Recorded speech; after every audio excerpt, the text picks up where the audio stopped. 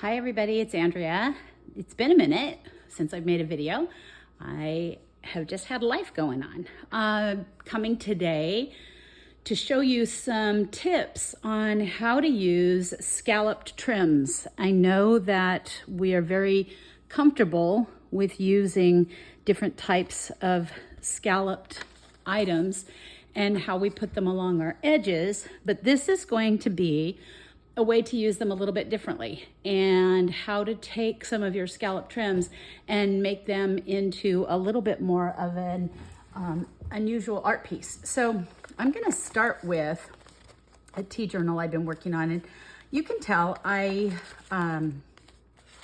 love my scallops, but I do like to use them in more of an odd way. So to cut a small piece and put it on an edge is not unusual, but I also took a little bit of that and I'll put it down here on a corner and make it into a corner. We use our scallop trims a lot of times for belly bands, but I like to use them on tags. And so these are some of Sheila's really fun scallop trims that I tend to get a lot of. I have a whole bin over here of them. And I want to kind of show you some of the fun ways to put them on tags. This seems pretty straightforward. This is just about taking a piece and finishing the end of your tag. But I really kind of want to show you a little bit more on tags. So also, I just want to show you, these are some of Sheila's new scallops, and I have quite a few here that I custom ordered in order to try and see if I could come up with some fun ways to use them. So let me find my section with my scallop tags. Not in that signature, it's in this one. All right, so for starters, long tags are really popular right now, and long tags with a piece of textile of some kind going down the bottom, or layered images and such. Marlene Plasencia does a lot of beautiful layering on these. Those are really fun, but this is just printed paper. And I had some leftover printed paper, and what am I supposed to do with it when you're making a journal and you don't want a pocket to be really, really small? You need something big that sticks out of it. There's lots of different ways to do this, and there's beautiful fold over paper, but why not use scallop trims and just put it across the top? Now, I've sewn around my tags here, but this is really just about cutting a piece and attaching it. This is also a piece of scallop dish trim, and how I've kind of cut around it and used it as an edge. So scallop trims on your tags give your tags a little bit more of a fun edge, and they will take, here's another example. Here's another example of just taking a piece of scallop. You need to know that when you're buying these bundles, look, here's just a little leftover piece. When you're buying bundles and they have a lot of scallops in them, there's no reason to stop with the way the scallop is and put it only on your page exactly intact. So though this one isn't scalloped, it has some of the same elements as the scalloped ones. And then here's pieces of some leftover cut scallop bling sections. Again, kind of the same thing here. I had some leftover pieces, so why not finish that edge a little bit? Here is the scallop, and I just glued it onto the pocket with Fabri-Tac. Scallop going across the top of a page, if you leave it alone, can be a nice tuck-in spot, a tuck spot. I just used mine as an embellishment. And there's a couple more in here, I think. Again, there's more of that scallop, and it kind of gives what's sort of a blank page a little pop, and you can make it pop a little bit. So here's another example of scallop, and it doesn't have to be even. You don't have to have an exact piece to fit right across. I ended up with it giving it a little bit of pizzazz by layering it across in an uneven manner. So you can do that. Now I have another journal here that is a little bit different. So looking at these, you can see layering is fun, but why not layer it with something that actually redirects the eye a little bit? Yeah, it takes a little bit away from the image, but it gives it some pop, and those are where they stick out. They stick out up at the top. So this journal, I just finished, and I used a variety of kits. I used Marlene Plasencia's Lady in Red. I used, this is Nicki Seavy's beaded embellishments. These are all pieces of Sheila trim, Sheila velvet. I bought the lace, and I'll link all of the different images in here that I used. This is Lady in Red, lovely rose, lovely rose. And when we're going through here, you're gonna see a lot of bling. I put a lot of Sheila bling in this, but it's the uneven pieces. And so this started out like so. And I cut it and used the pieces that I wanted to kind of make the two pages come together. So you can see there's a piece up here, there's a little piece of one down here, and then pieces that go together that otherwise it just would have been a big strip, or we could have taken, you know, pieces of it and laid it out on an edge, but why not use it, cut it up and embellish your parts, your pages. So here is just a cut up piece attached to an edge that brought together the center. So I liked how the center round silver was, and I was using this as a belly band, and so I added that piece. Here's an example, excuse me, of the scallop trims along the edge. Again, I don't go for even, because even, to me, it makes it focus just on the image. We take away, when you take away the symmetry, it ends up giving it a little more pizzazz. And then I'm not a super fan of all the holes I end up punching, and so I ended up using that to cover the top. You can see here, there's just another piece of bling that can act as a tab. These are my favorite. We all know that these are my favorites, and I like to make my paper ruffles and then attach this type of Sheila bling to it. I saved a piece because I'm gonna make another tag. So adding scallop to, this isn't scallop per se, but adding scallop to your tag gives you less symmetry. It's more, you're gonna get more out of the overall picture.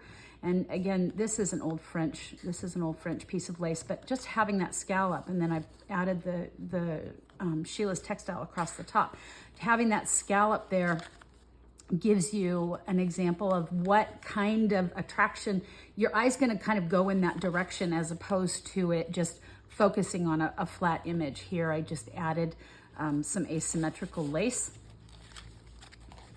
This is nothing really scalloped per se, but it just gives you an example on kind of comparing things. But here we have the scallop across the top again. And when you add that, again, I see the Lady in Red here and it's beautiful, but this pulls my eye a little bit, so I'm not just looking at red.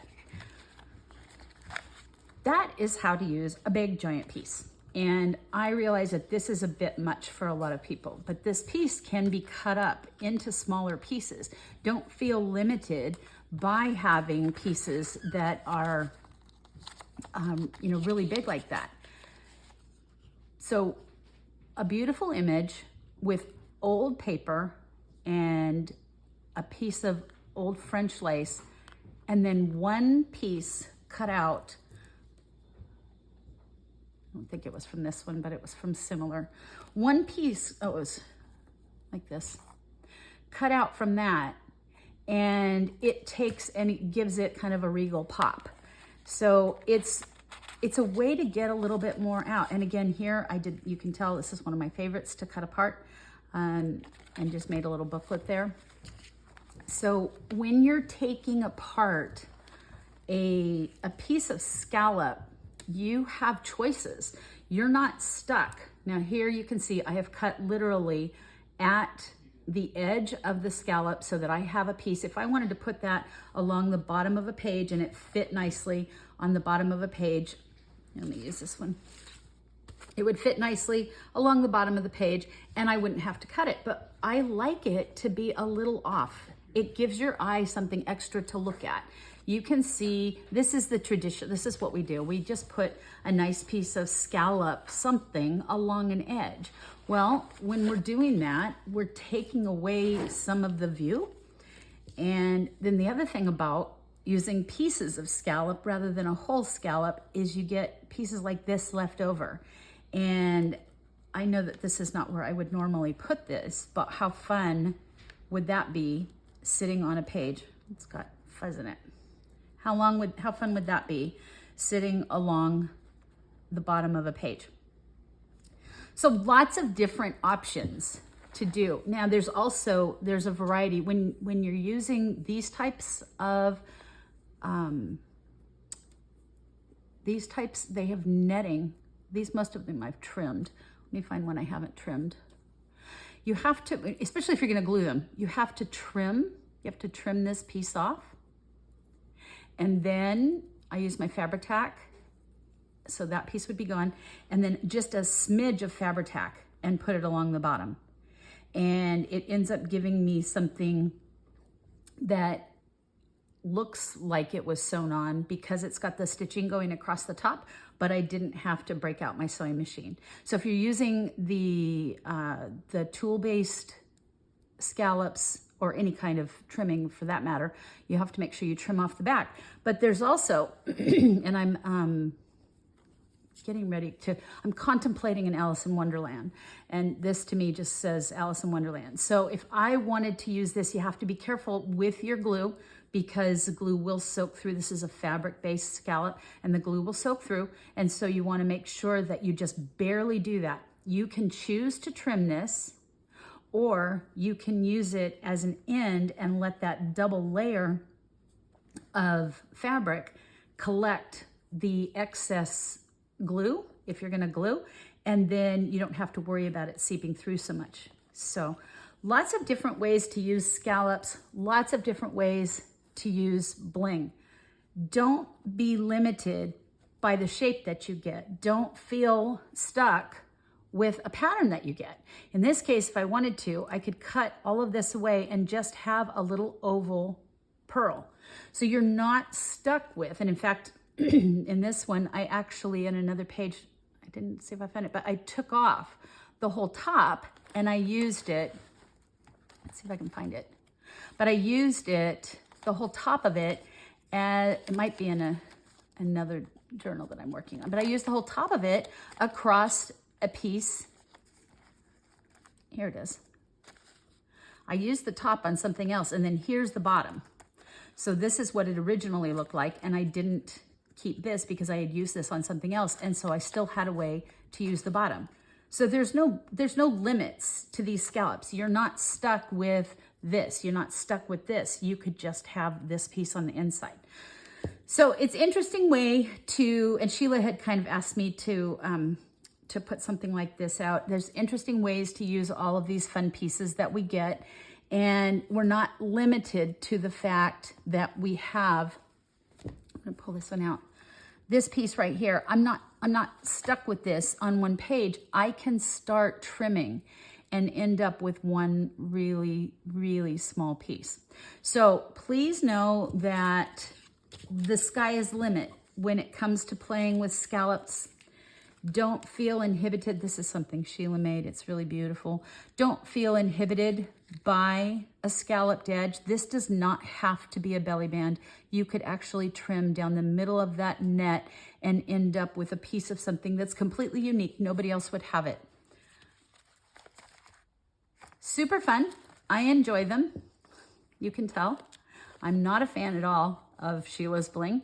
If you have questions, I would love to hear them, and I really enjoy working with these types. I will link Sheila, I will link Marlene, I will link all of the digital images that I used in here and in my tea journal as well. And I will link Sheila for her silk ties and all of this amazing gold and silver that adds so much fun to our journals. And of course, her bead dangles. I love those too. Anyway, I hope you enjoyed. Thanks so much.